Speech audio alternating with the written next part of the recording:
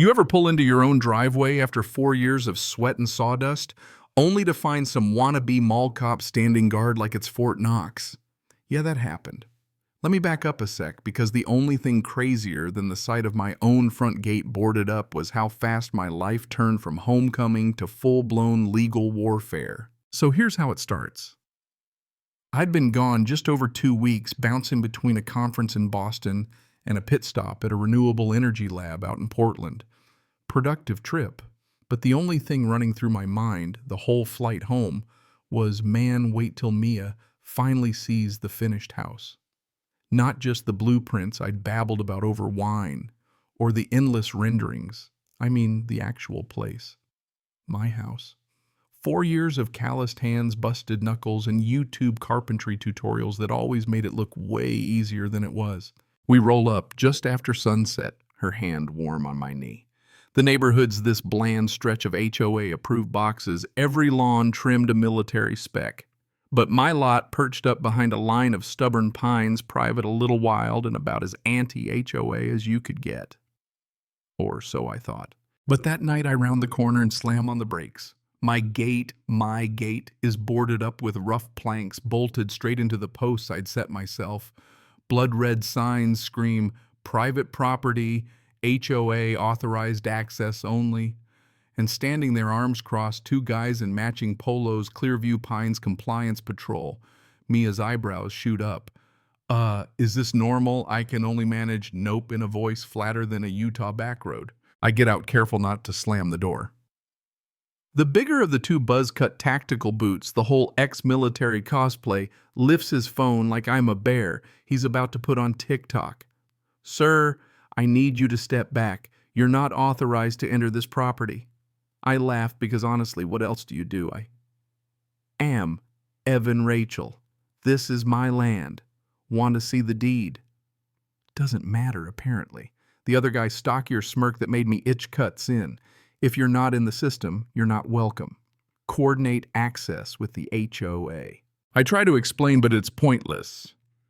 They're convinced I dropped some modernist eyesore right in the middle of their Stepford paradise and I'm the one out of line. That's when the rage kicks in.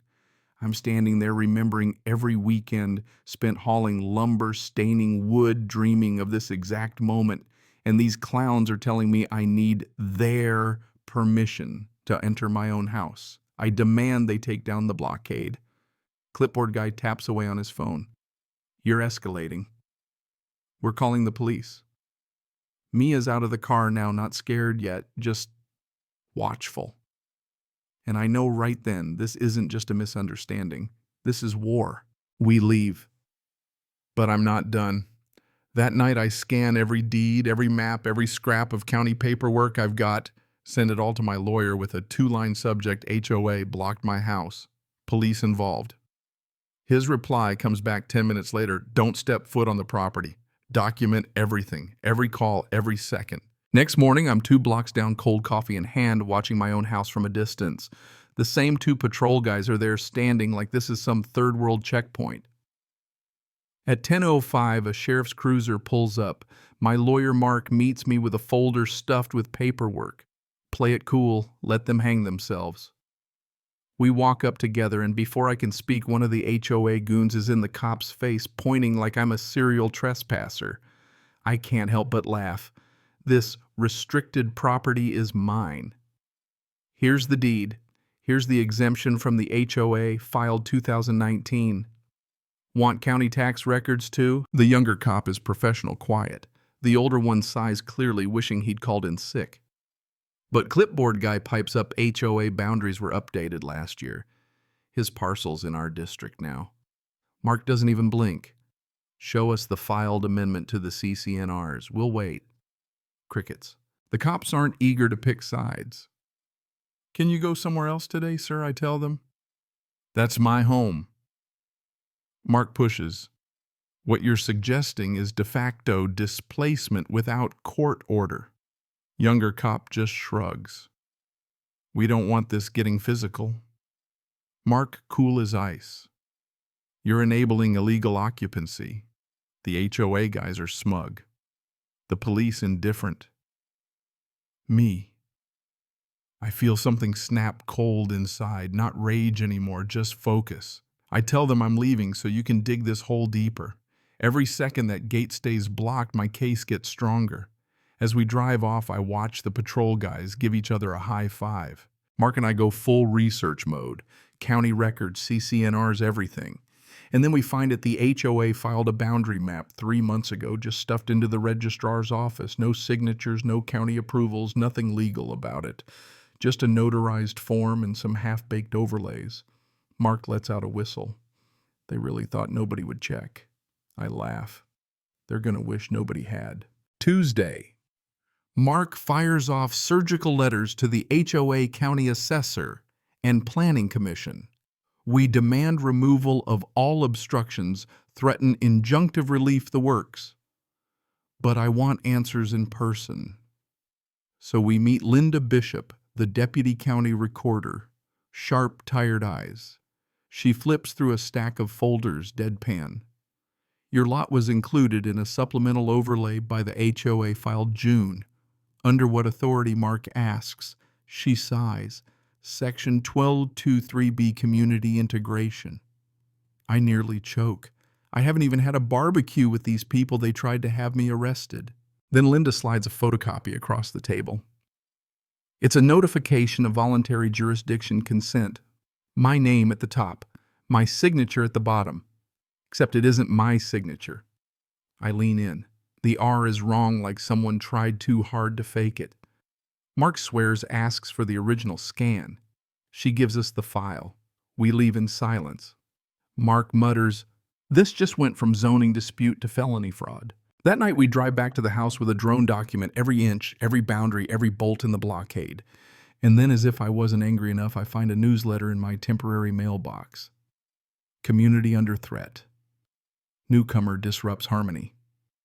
My name's not printed, but it's all about me. Setting me up as the villain. I'm not even mad. It's perfect ammo. Mark calls. We're filing for an emergency restraining order. I want an emergency hearing. Show them the forgery, the fake boundary, the blockade. I want it on the record. The hearing's Friday. I show up in boots and flannel, let the judge see who they're trying to evict. The HOA's lawyer babbles about community standards. Mark stands up, drops the forged letter on a screen next to my real signature plus a handwriting expert's report.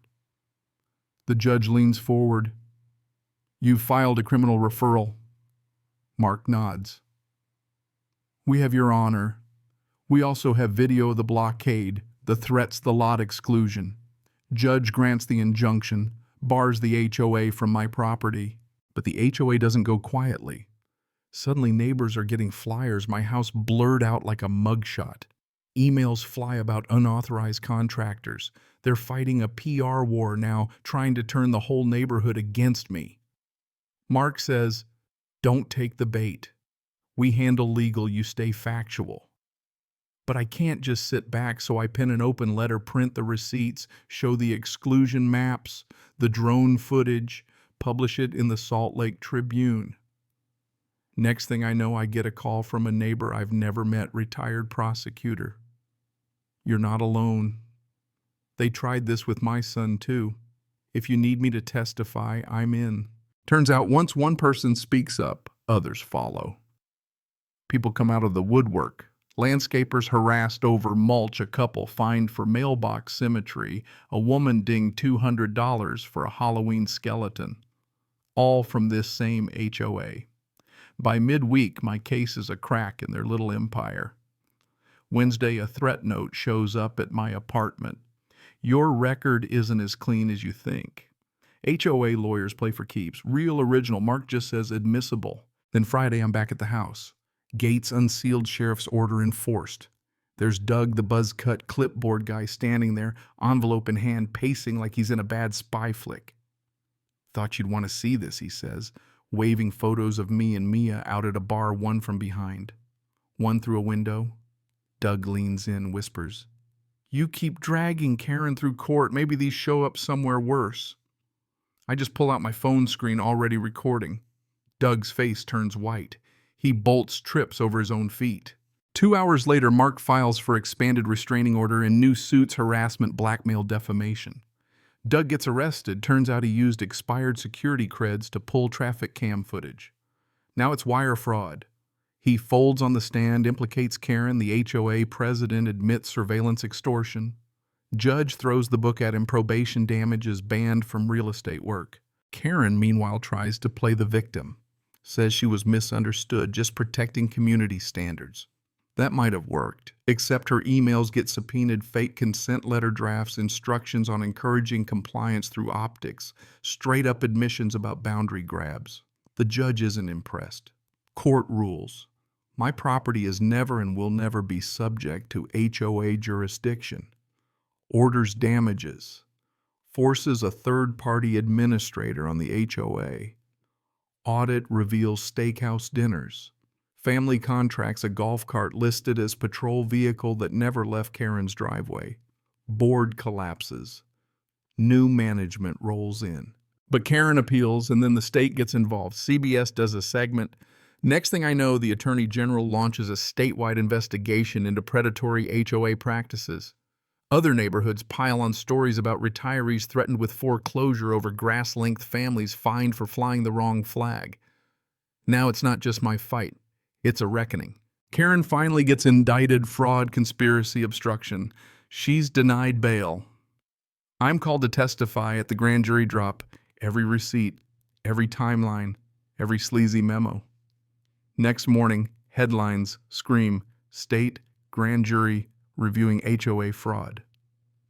My inbox explodes. The interim board grovels, offers to pay for repair, security, the whole nine. Too little way too late.